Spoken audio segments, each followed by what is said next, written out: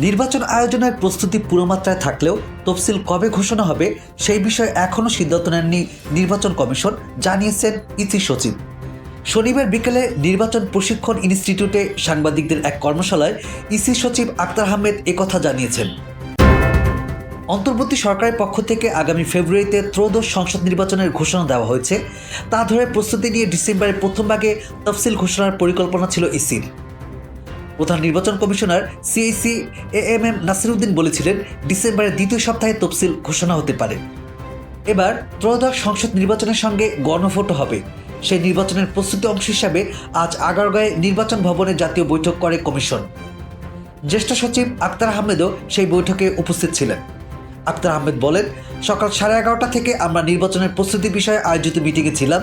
তফসিল ঘোষণার প্রসঙ্গে আক্তার আহমেদ বলেন, নির্বাচন কমিশন এখন পর্যন্ত তফসিল ঘোষণার দিন নির্ধারণ করতে পারেনি, তবে আলোচনা শেষে কয়েকদিনের মধ্যেই জানানো হবে।